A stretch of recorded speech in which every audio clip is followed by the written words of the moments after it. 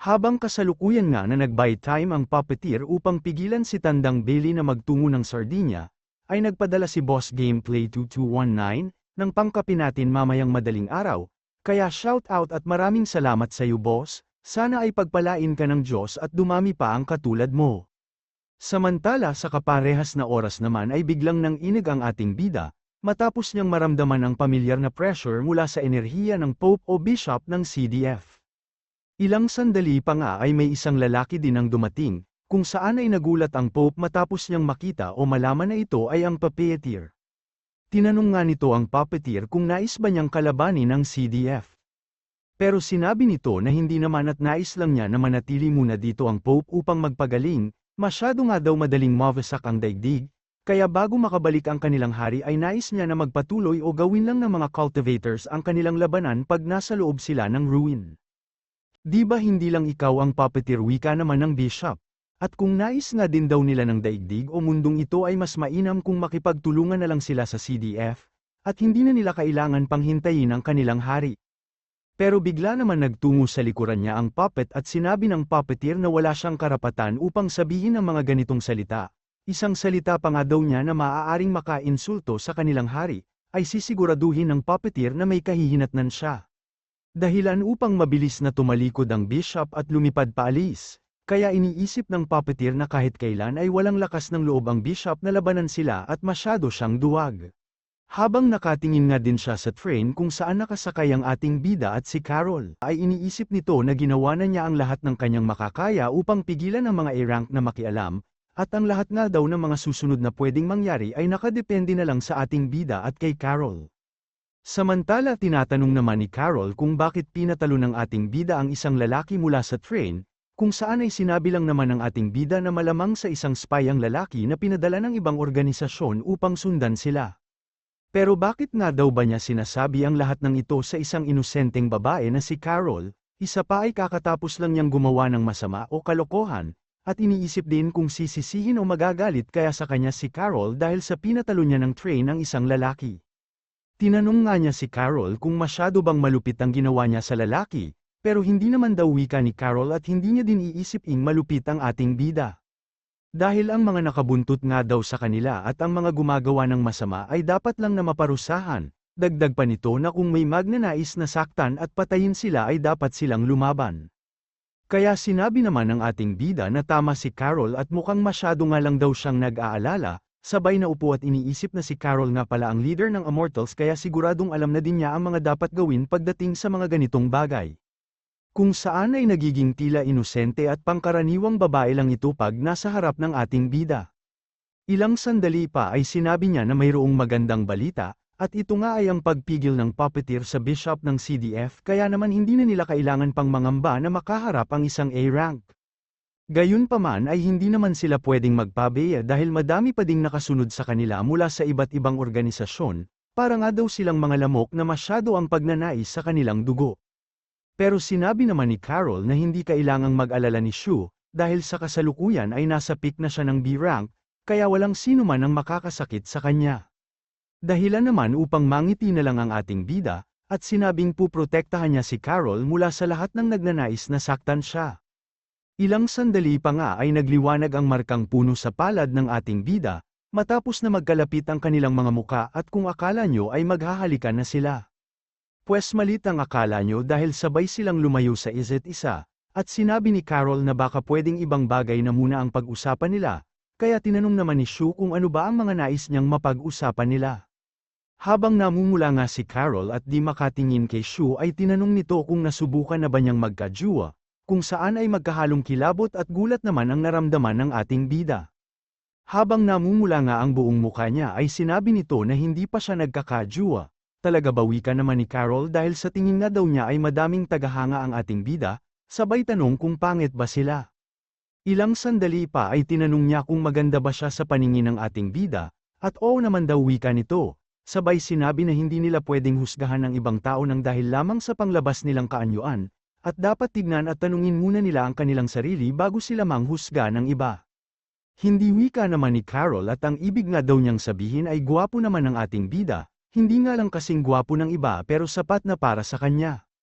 Sabay tumalikod at bumubulong kung saan ay sinasabi na pag mas naging gwapo pa ang ating bida ay siguradong babahain na ng mga babae na pwede niyang maging karibal, habang ang ating bida naman ay hindi mo ari kung pinupuri at sinasabihan daw ba siyang gwapo o kung pangkaraniwan lang ang kanyang itsura. Gayunpaman ay hindi naman daw kailangan mag-alala ni Carol, dahil kahit mas maging gwapo at astig man siya ay sigurado naman siyang walang ibang babae ang maghahangad sa kanya. Dahil ang mga tao nga daw sa kanilang lugar lalo na ang mga nakakakilala sa kanya ay laging naiinis sa ating bida kung saan ay iniisip pa nilang salot siya. Dahilan naman upang maalala at matanong ni Carol kung bakit masyado ang kakulaitan at kalokohan ng ating bida, at kung bakit gustong-gusto niyang ginagawa ang mga pang-aasar niya, matagal na nga daw niyang gustong tanungin ang ating bida patungkol dito. At hindi nga nakapagsalita agad ang ating bida habang iniisip na ginagawa niya ang lahat ng kakulaitan at kalokohan niya upang maka-earn ng negative emotions, pero hindi naman daw niya pwedeng sabihin ito kay Carol.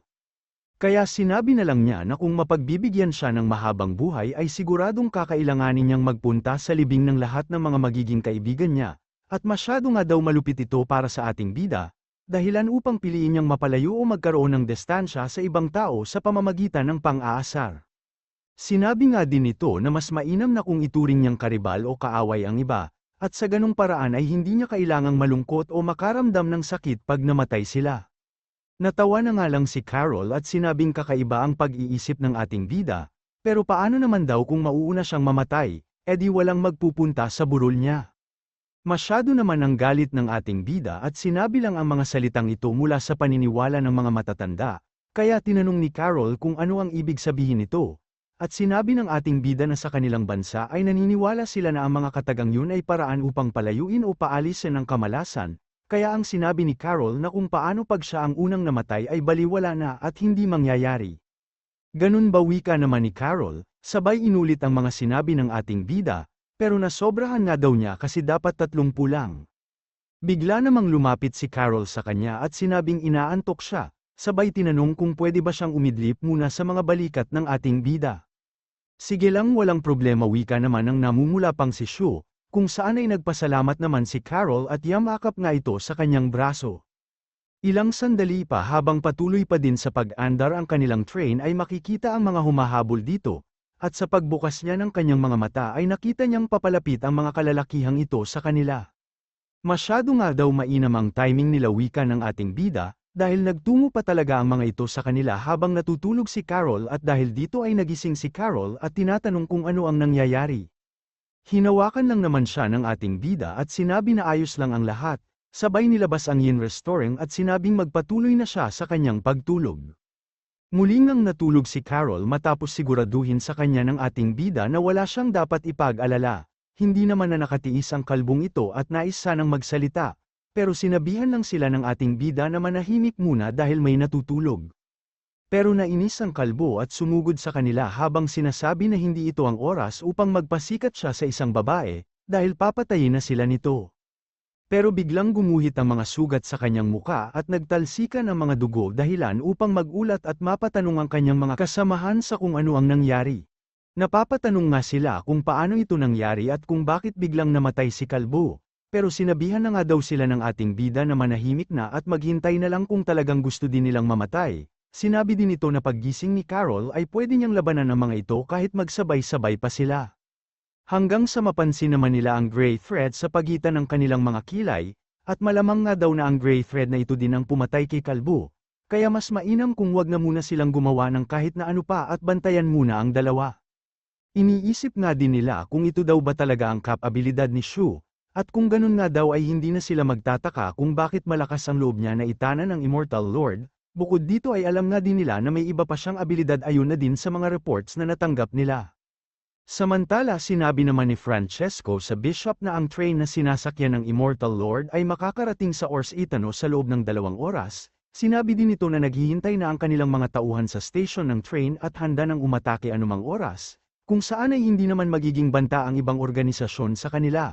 Kaya siguradong makukuha nila ang Gangner mula kay Carol. Huwag mong maliitin ang iyong mga kalaban, wika naman ng Bishop, kung saan ay sinabi din ito na isang mapagmalaking tao si Francesco at kailangan niyang matuto at magkaroon ng malinaw na paghatol sa kanyang mga kalaban gayon na din sa mundo.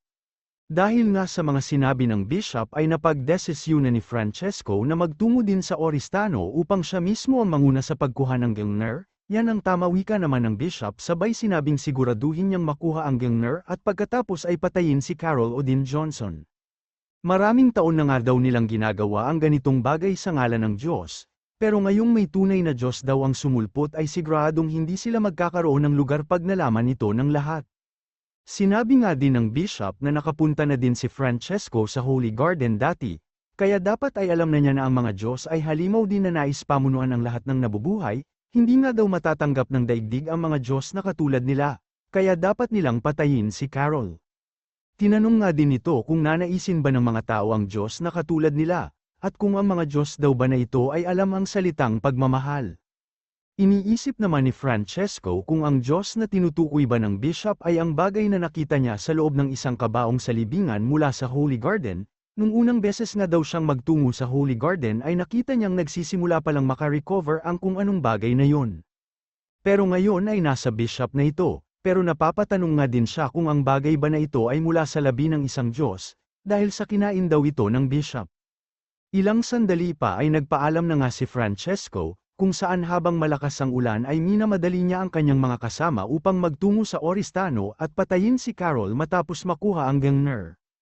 Pero bigla namang may sumulpot at lumundag nga ito sa ibabaw ng hood ng isa sa kanilang mga sasakyan, dahilan upang mapamura si Francesco at sip-in ang pintuan. Sinabi nga ng pinsan ni Carol na hindi man nila ito nahabol ay hindi naman siya nagkamali ng desisyon upang abangan at tambangan ang mga CDF sa lugar na ito.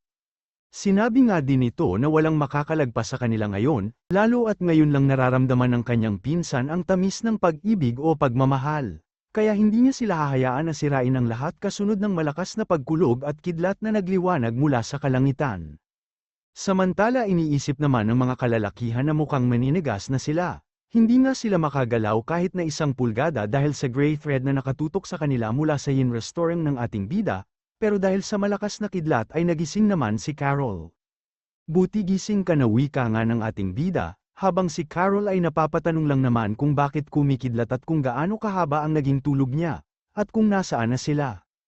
Pero hindi naman ito pinansin ng ating bida na nakaisip ng bagong idea dahil sa kidlat.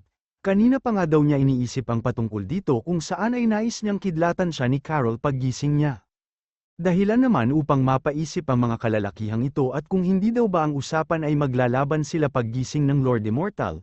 Pero bakit daw ngayon ay nais ng ating bida na kidlatan muna siya ni Carol at kung isa ba siyang masochistic? Ang masochistic ay tumutukoy sa mga taong tila nakakakuha ng sexual na kasiyahan mula sa sakit o kahihiyan. Ilang sandali pa ay tila nahihilo na nga ang mga ito kakaisip kung ano ba talagang meron sa kanila, at ngayon ay tulala naman sila na tila nag-uusap gamit ang kanilang mga mata, mukhang hindi nga daw sila sineseryoso ng magjawang ito. Ang nangyaring pagkidlat nga daw ay dahilan upang maalala ng ating bida na nagmumula sa dugo ni Odin ang kapangyarihan ni Carol, kung saan habang nakatingin ito sa mga kidlat ni Carol ay iniisip niya ding mula ito sa kapangyarihan ng Diyos. Kung ang kidlat nga daw ni Carol ay katulad ng sa kidlat mula sa kaparusahan ng langit ay sigurado siya na magkakaroon na din ng marka ang 500 pa niyang sword power. Dahan-dahan namang nilalapit ni Carol ang daliri niya sa ating bida, hanggang sa tumayo ang lahat pati mga balahibo niya matapos siyang kidlatan ni Carol, dahilan naman upang magulat ang mga kalalakihan dahil seryoso daw pala sila sa kanilang pinag-uusapan. Samantala inabsorbo naman ng Energy Ocean World niya ang kidlat mula kay Carol, dahilan upang hindi pa magkaroon ng marka ang sword power niya, pero kahit papaano daw ay nasa tamang direksyon ang kidlat ni Carol. Ilang sandali pa ay naisip ng ating bida na hindi pa sapat ang natanggap niyang kidlat mula kay Carol, kaya naman inaaya niya ito sa loob ng banyo. Dahilan upang malinawan ang mga kalalakihan na hindi talaga sila siniseryoso ng ating bida, imbis nga daw na labanan sila ay minabuti pa niyang ayain ang babae sa loob ng banyo, na masyado ng kalabisan para sa kanila kaya iniisip ng mga ito kung manyakol ba si Shu. Samantala sa loob naman ng banyo ay tinukod ng ating bida ang kanyang mga kamay sa pader habang nakaharap kay Carol, dahilan upang mapatanong si Carol kung gagawin ba ng ating bida ang kanyang iniisip, sabay sabi na bukal sa kanyang kalooban na ibigay ang lahat sa ating bida. Habang papalapit nga ang mukha ni Shu kay Carol ay binabanggit pa niya ang pangalan nito, sabay sinabi na ipagpatuloy na ni Carol ang pagpapatayo sa kanyang buhok at kidlatan pa siya. Dahilan upang mahiya si Carol sa kanyang mga sinabi at iniisip na lang na dinala lang pala siya dito upang kidlatan pa siya. Sayang nga daw at hindi natuloy ang iniisip niya. Habang ang ating bida ay napapatanong lang naman kung ano ang nangyayari sabay sinabing kidlatan mo na ako. Sige kung yan ang nais mo wika naman ni Carol at muli nga siyang naglabas ng kidlat sa kanyang daliri, sabay pinasok sinundot sa ating bida at kayo na ang magbasa sa mga sinasabi niya baka mamaya ay magalit na si YouTube sa akin. Dahil nga sa mga naririnig nila ay biglang namula ang mga kalalakihang ito at napapatanong sa kung ano ang ginagawa nila sa loob ng banyo, tinatanong nga din ng isa kung ang ating bida lang ba ang gumagawa ng ganito o lahat ng miyembro ng Dragnet at Snares ay katulad niya. Napapatanong na nga lang ang mga ito kung hindi pa daw ba sila tapos, mukhang dahil sa mga hingal at ungol na kanilang naririnig ay tumatayo na din ang kanilang balahibo. Isa't kalahating oras na nga daw ang nakalipas magmula nang pumasok sila sa banyo. Pero hindi na daw ito maaari pang magtagal, dahil pag hindi nila napatay si Carol at nakuha ang Gangner ay hindi matatapos ang kanilang misyon. Nag-report nga ang lalaking ito sa isa sa kanilang leader sa CDF at sinabi na nasa banyo pa ang target nila, kung saan ay naririnig din niyang hinihingal at umuungol sila. Dagdag pa nito na napapasigaw din sila maya't maya kaya nakakakilabot daw ang kanyang nasasaksihan. Tinanong naman siya kung hindi ba dapat ay naglalaban sila. Pero sinabi nga nito na wala silang magawa sa ngayon dahil sa lalaking kasama ng Lord Immortal, isa nga din daw B-rank ang ating bida at may kakaiba at mapanganib na abilidad, kaya wala silang pag-asa na talunin ito. Sinabi nga din ito na ilang minuto na lang din naman bago sila makarating ng train station kaya mas mainam kung maghihintay na lang sila, at sinabi nga ng kausap niya na sa ngayon ay mga CDF pa lang ang nasa train station, kaya kailangan nilang samantalahin ang pagkakataong ito upang makuha ang Gangner at patayin si Carol. Ilang sandali pa sa loob ng banyo ay tinanong ni Carol kung sapat na ba ito sa ating bida, na sa kasalukuyan ay Super Saiyan na ito at nakatayo ang mga buhok. Habang nagpapasalamat kay Carol at sinabing tapos na ang lahat sabay pinakita ang sword power niya na nababalot ng kidlat at enerhiya. Ang mga sword power nga daw sa loob ng kanyang katawan ay nag-transform na sa lightning sword power, kung saan ay may 800 sword power na siya ngayon, na pwede nilang magamit pag nasa panganib sila. Tinanong naman siya ni Carol kung yan ba ang dahilan kung bakit ninais ni Shu na kidlatan siya nito, at iniisip na kung mabibigay niya lang ang lahat ng kapangyarihan o kidlat niya sa ating bida bago siya mamatay, ay para na din daw siyang nananatili sa tabi ng ating bida. Kaya naman nilabas niya ang buo niyang lakas at tinanong ang ating bida kung magkakaroon ba siya ng mas madaming lightning sword power pag mas malakas na kidlat ang ginamit ni Carol sa kanya. Pero teka lang wika naman ng ating bida, dahil sapat na nga daw ang kidlat na natanggap niya ngayong araw. Ilang sandali pa pagbukas nila ng pintuan ay nag-aapoy na sa galit ang mga kalalakihan, pero iniisip lang naman ng ating bida kung bakit tila kakaiba ang tingin ng mga ito sa kanya. Ilang sandali pa habang naglalakad sila ay iniisip ng ating bida na malapit na sila sa train station, kung saan ay iniisip din ito na malamang sa naghanda sila ng ambush para sa kanila ni Carol. Samantala sa train station ay kasalukuyan naman ang naghihintay ang grupo ng The Oath at CDF sa pagdating ng kanilang train na sinasakyan, at matapos nang huminto ang train ay sinabi ng mga lalaking ito na nakarating na sila sa station, kung saan ay ito na din ang oras para patayin nila ang ating bida at si Carol.